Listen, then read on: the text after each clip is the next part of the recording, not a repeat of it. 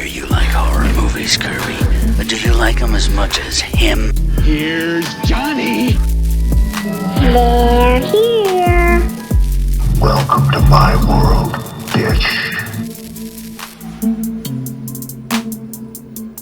Hello, Horror Nights in family, and welcome back to my YouTube channel, your home for everything horror. You look so nice today. Thank you so much for joining me on this very beautiful day. It's also really hot today here in Pennsylvania, and I did have to turn off my air conditioning to make sure the audio is nice and crispy. So if you start to see me glowing a little bit, it's probably because of that.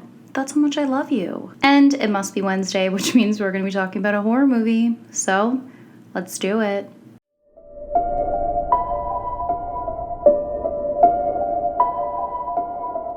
Okay, so if you follow me on TikTok, which you can if you want to, you know my initial reaction to the film Men. Come with me to see the new A24 film Men.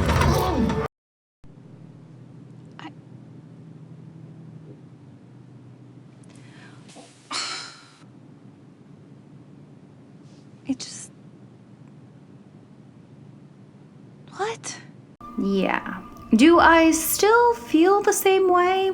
Yeah, kind of. But after some research, I think I finally figured it out.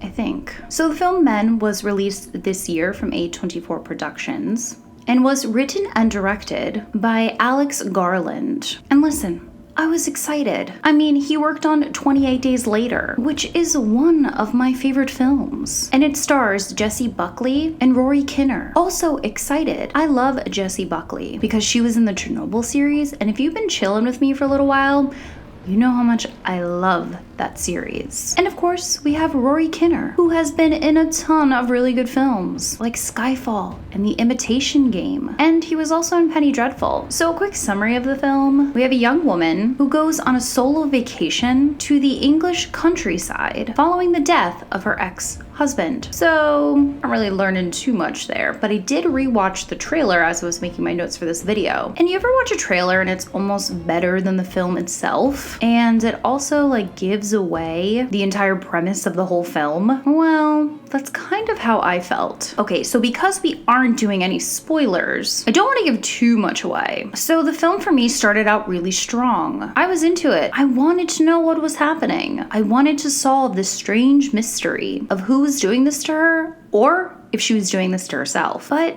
then it started kind of getting a little slow, and not a lot was happening. There are lots of interesting yet odd visuals, but I felt like I was spending 3/4 of the film trying to figure out what was happening and what Garland, the director, was trying to show us and tell us through the film. I was really hoping that by the third act I would have this moment of aha, but it never came. And speaking of the third act, it was a doozy. It had some of the oddest, weirdest visuals that I have ever seen in a horror film. And that is saying a lot considering how much horror I've watched over my many years of being on this earth. So after watching the film, I concluded that the film was about grief, guilt, gaslighting, trauma, PTSD, and of course the dynamics between hetero men and women. And it was all kind of wrapped up in an interesting way. There were moments that made me cringe because I knew where the conversation was kind of going. And the conversation that was the most unnerving the entire film is actually played during the trailer.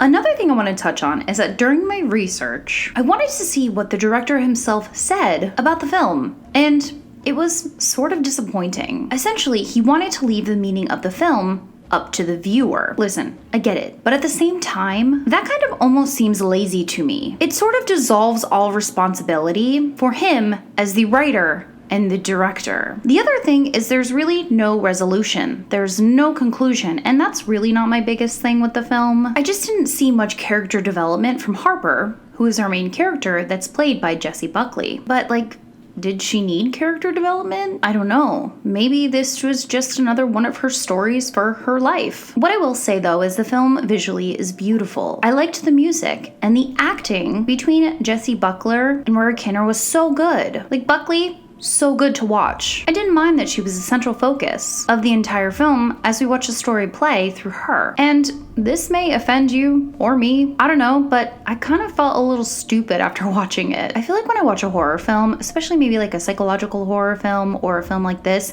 I can really grasp onto what they're saying. But after I watched this, I had no idea what to think. I asked myself, what am I supposed to understand from this film? Like, what did I just watch? Then I said to myself, if somebody tells me that they watched this and they fully understand it, I'm gonna feel like they're lying. But going back to what the director said, it's kind of up to us to understand it. So you may watch this film and be like, yep, I totally get it. It totally made sense to me. And that's great. I will say the part that I did definitely understand is the inherent fear of being a woman in this world. I mean, look at what's going on right now in my good old home of US of A. As women, we have to constantly look over our shoulders and be aware of who's around us. And this film did weigh in on that. I want to believe that Garland wrote this film to shed light on that inherent fear that we have as women, but I just don't think it was executed very well. But I don't know. Maybe it was. So to end this video, I sometimes wonder what filmmakers discuss when it comes to these kinds of interpretive films. Did anyone say, hey, Garland, this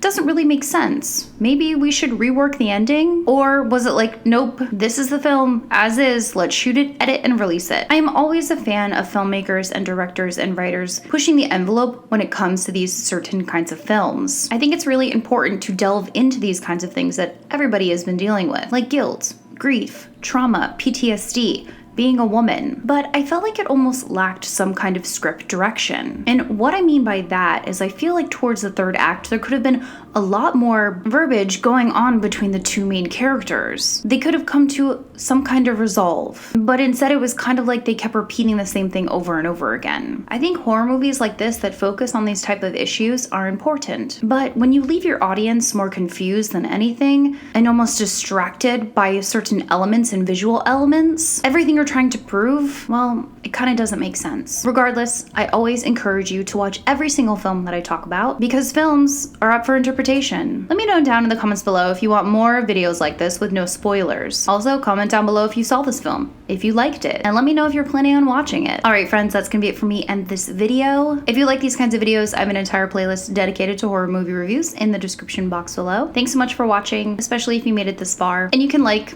comment, subscribe, whatever. And you can follow me on my social medias if you want to. And I'll see you guys soon.